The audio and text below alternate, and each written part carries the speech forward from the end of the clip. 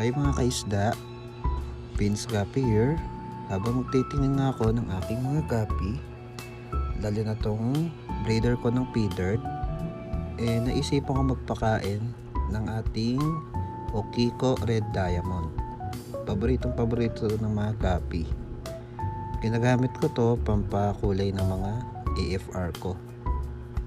Kasi pag nagpapakain ako nito, bukod sa maganda sila pampakulay, is pinag-aagawan talaga sila.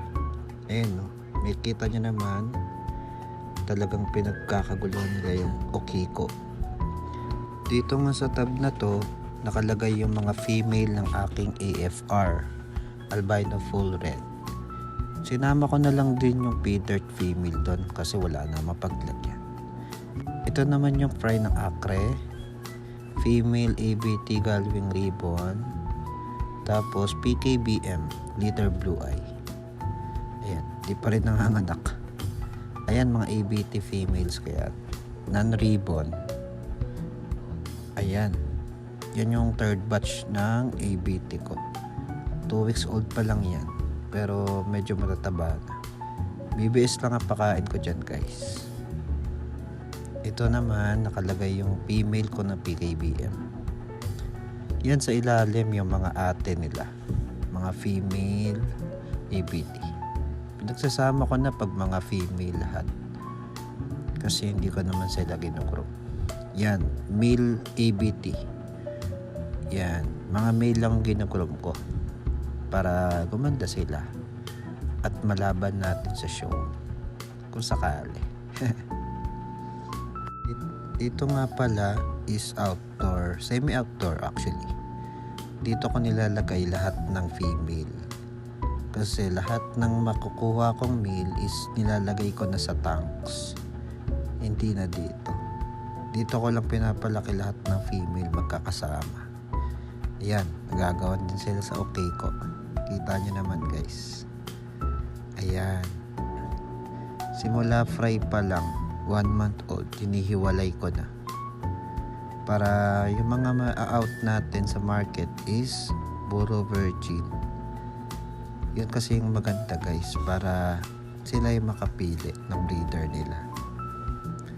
Diba? Ayan, no? Magkakasama kahit magkakaibang strain, basta pare-parehas na female. Ayan guys, diba? Lahat sila kumakain ng Okiko. Ngayon naman, kunin na natin yung pagkain. Yung mga male naman sa taas, sa mga tanks ko, sila naman yung kapakainin natin. Ayan, papakita ko sa inyo guys. Ayan na sa mga gamit, magulo.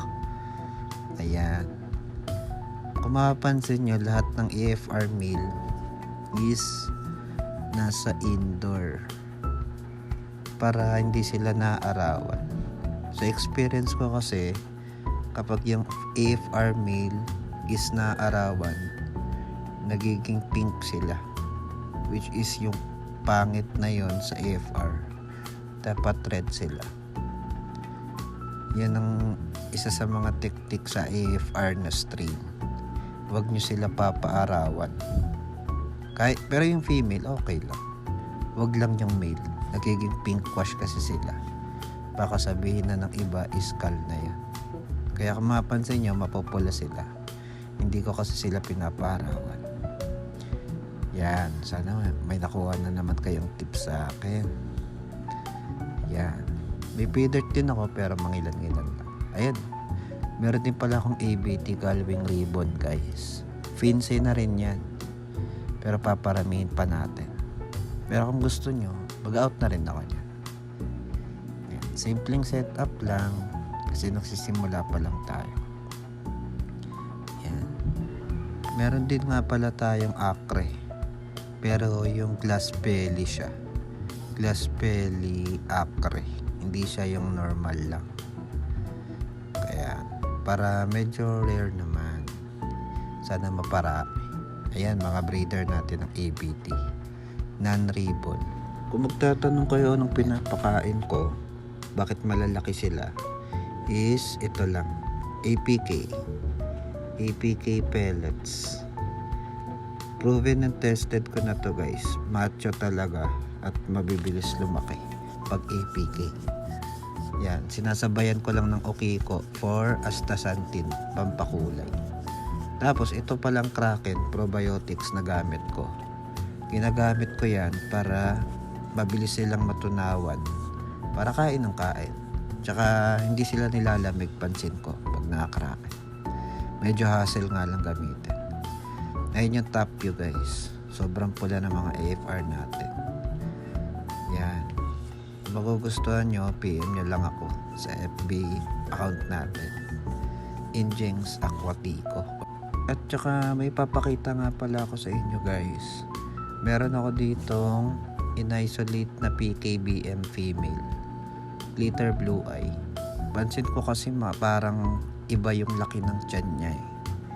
Sana manganak na to guys. Kung magtatanong kayo kung kaninong line, Gapilex po ito. Ayan, kay Tatay Lex, ang PKBM King ng Cavite. Salamat po sa linya ninyo, maganda ito. Kayo guys, comment down below kung tingin nyo manganganak na ito. Eh no, ganda pa naman. Yes guys, thank you for watching.